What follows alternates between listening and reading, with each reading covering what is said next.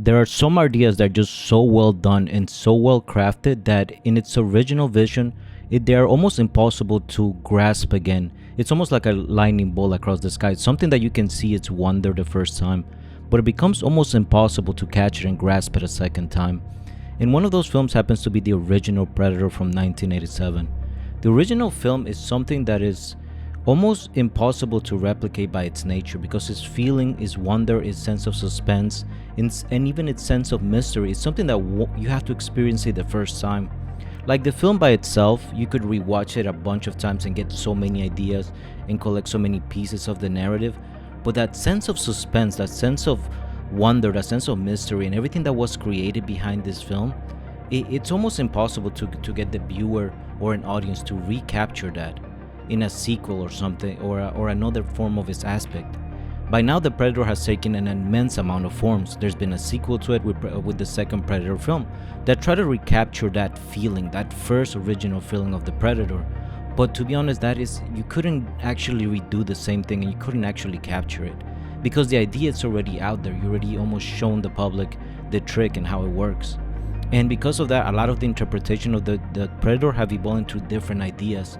At some points, we have a lot of its mythos being told to us, or in modern filmmaking, the idea of the Predator has completely become something different.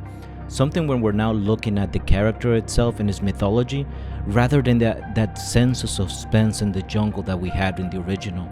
And that's what makes the original like one of the best films out there when it comes to this, to maintaining its original idea. Something that you really can compete, and it's the reason why the original is the best film there is. The first viewing of The Predator is something that feels almost magical in essence because it's something that you probably can never replicate for yourself or that kind of experience because everything that you know was almost given to you. A lot of those feelings are created almost like a sense of suspense and wonder at what could possibly the Predator be and how those actions take place. And it's because of that a lot of times you can actually redo this kind of movie again and you cannot experience it, but when you do the first time, it's something magical. And think about, for example, of the sense of fear. The sense of fear is something that you wonder, right? You have this sense of eternal suspense of what could possibly be causing you damage out there, right? Something that exists within the leafage of the forest or the jungle. There exists maybe a jaguar, a bear, or a snake that could take away your life. But it's that constant sense of fear that exists, right? And that is the moment that the Predator lives in. This entire movie understands that very well, that sense of suspense is what's going to carry you throughout the film. In most of the movie, you would think that it's about the Predator, but in reality, a lot of this film just becomes about the danger of the jungle, something that exists out there, and as human beings, we're always scared of. And it's that jungle that's constantly making the suspense. The Predator himself doesn't show up for about 30 minutes into the film, and even then, you only see a hand of him, a hand that has obviously claws into it, so you have that sense of like there's this monsters behind the shadow.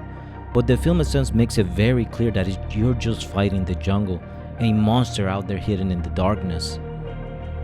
Within this film, there's this constant sense of suffocation that is created by the jungle itself, right? That sense of fear and suspense is what carries a lot of the viewers' feelings and a lot of the main character emotions. And you can make it sort of that the Predator is second to the jungle, because most of the film just follows the idea of the jungle itself being the enemy, that there's something out there, and that's how a lot of the characters view the film. The Predator itself is something that they don't believe it truly exists, right? And it isn't represented. It is only us, the viewer, that understand that they are being hunted. But for them, it always feels like there's just something out there in the jungle that constantly creeps out. It's not only to one point in the film when if they first are able to see that there's something else out there. They see these dead bodies hanging in something very carnage-like, right? And it's at that moment that the human being or the characters are experiencing something very different. It's not the same constant warfare that they have experienced. Whatever they have here, it's something almost inhuman in nature, right? Because it's someone that their skin has been peeled off completely, so even themselves they sense of fear. And it's that sense of fear about something that isn't correct. Something that feels almost animal, right? Almost animalistic and almost tribal in nature. Something that isn't supposed to be there. And as human beings, this is what we are collecting, right? Like within the darkness, we have found something out there. We have found the carcass of a dead deer. So that means that there's something else out there, and that might be a jaguar or a bear or something. And this is what the film tries to give you, right? Like little moments where it's like there is something else out there in the darkness, something that is almost inhuman, and give you this sense of suspense. And all of it is surrounded by this lush green jungle that creates that feeling of suspense. It's the sort of feeling that is very hard to replicate, because as you're moving along through it, you get all these feelings, right? The feeling of suspense. And once you see it, you can understand that, you can't replicate that sense of fear. You can't replicate this, the effect of watching a dead body a second time, because you have already experienced it once. And this is where the Predator is almost impossible to replicate, because a lot of these feelings, you already felt that fear for the first time. But that sense of suspense that you carried, it's something almost incomparable. The ensemble cast of the Predator acts almost as a sort of brotherhood and a family in itself. They have this constant banter with each other, this bravado to themselves, and every one of them is a larger than life figure. Arnold Schwarzenegger is this something Greek mythological god with its muscles, and you see the texture and all the beauty to his character and his body figure. And the same can be applied to a lot of the characters, and they'll have this amazing sort of a family essence to themselves. But one by one, they get picked off throughout the movie, and then you end up having these moments of deep soulless isolation within them. All that masculinity, all that bravado, it has been replaced by something more thoughtful, when they are understanding that their life, they are not the bigger predator at play, that there is something truly bigger than themselves out there. And when you talk about Predator, you also got to put a lot of thought into the fact that how the music is played out throughout the film. The composition in this movie is absolutely stunning. Sometimes that you have this tribal, almost intimate jungle rhythms to it, and that escalating sense of urgency that permeates throughout the film. All that is carried by a very, very strong sense of music. What you're creating is this sort of landscape of heroism, and that has a lot of complexities of dread, of a certain atmosphere that switches, and there's always this symphonic filter to it, to the jungle in itself, creating almost like a thriller sense to it, where music becomes the invisible thread. Music is very much almost like a certain character that's created the entire film along with the jungle itself. If you take the jungle and the music to it, you are very much creating the main feeling of this movie. The film have this wonderful rhythm to it, where it begins at something very military, with the crew setting up in the jungle looking for their military goal. Then it becomes something about being hunted, and that sense of dread evolves. The suspense then becomes dread. And then we evolve into something where it's like, because a lot of them have died and they become almost survivors, it ends up with one single lone character, Arnold Schwarzenegger, taking on the ultimate fight of heroism against this monster that has been hunting them, something that exists within the jungle. So the film almost like it understands itself, and up to the point where it's like every time it reaches the maximum of its idea, it evolves into something else. So you end up with something completely different at the end, and something that just explodes bombastically. Once we reach into the third act of the film, or the culmination of everything, we end up with a single character, Arnold Schwarzenegger, and this is where the film evolves into something completely different. And this is where we see something that it has been, an idea that has been floating about throughout the film, which it was always this fight against the jungle and the monster that exists the jungle, and that suspensefulness that was carried throughout it. But the character itself, it starts understanding something different, that the jungle itself is just an environment. It's a feeling that you have. That sense of suspense and dread, it's something that exists there because of the nature of the jungle. So then he becomes something different. He becomes the jungle itself in order to deal with the predator. Because the predator is also working within the environment of the jungle. It is this figure, right, that's able to cloak itself in murder because it hides between the grassy leafage or high up on a tree. So what Arnold Schwarzenegger becomes is he becomes very much the jungle and flips the paradigm on the environment of the predator. The predator now is the one that has no vision within its victims. Arnold Schwarzenegger covers himself up in this thick layer of mud, and it makes it impossible for the thermal vision to be seen by the predator. And it's at this moment that the dynamics completely flip. In order to defeat the monster, you use the same tactics that he used against you, and you end up having this amazing fight. Arnold Schwarzenegger gets on this big giant tree with a giant flaming torch and lights it up in the middle of a river. And this is almost like something very tribal, almost in the sense of battle. engaging with the monster in the same effect that he has engaged upon you. Where the hunt itself, now you're met with the primal predator against the primal predator in an almost even field. And for a movie in which the predator has existed throughout it, it's not till the very end that we actually get to see the monster. The predator was almost safe for the entire film till the very much the end.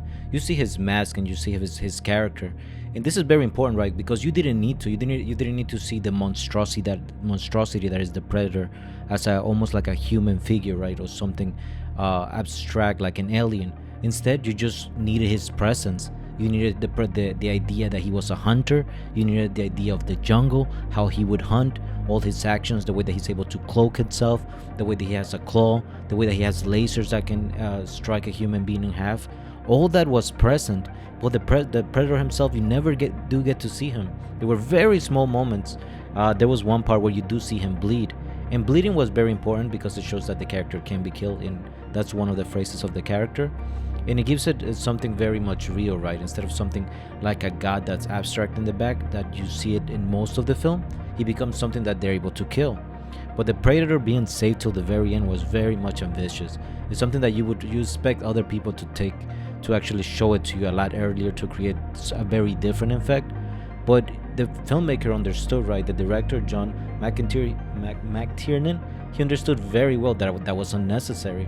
So you do get to experience it at the end.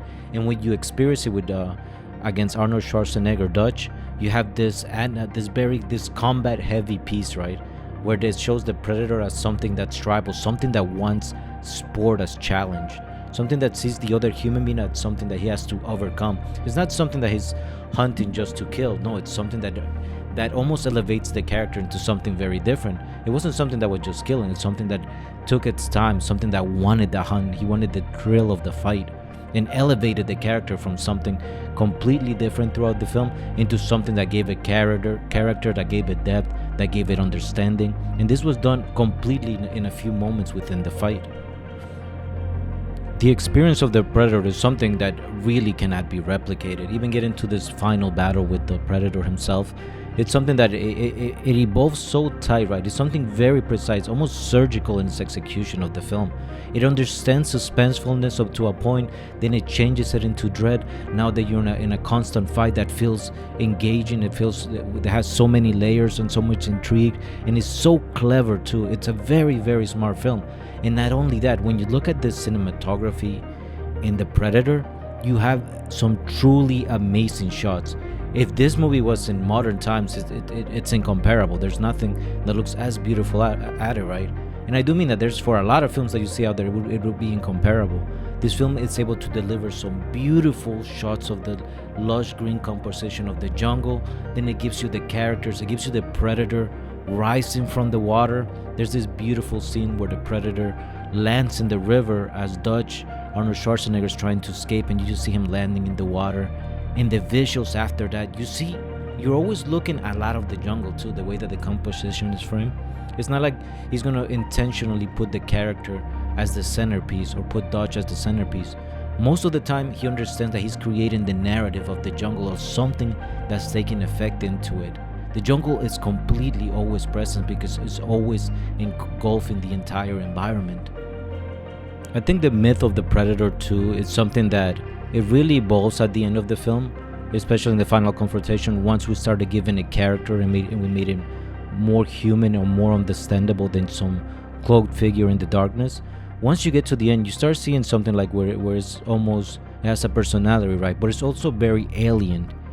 And you see this at the end where he blows himself up with his alien technology, and you see this cackling, this big sound between the character, and they're just dynamic explosions.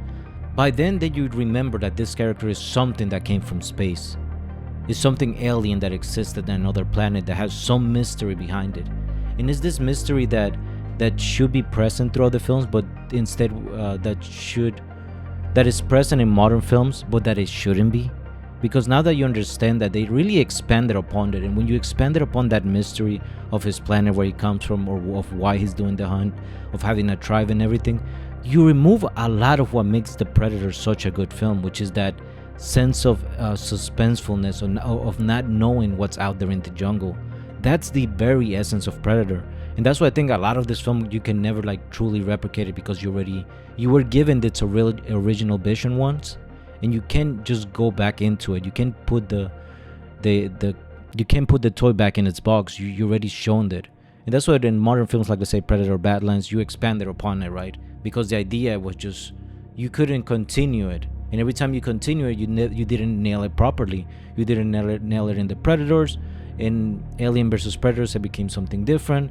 Maybe in Prey you touched upon it, but it's still that very core idea of the Predator is just, you can't do it again. You can't unsee something, you can't unfeel it, because you already experienced and you kind of already know the trick of it.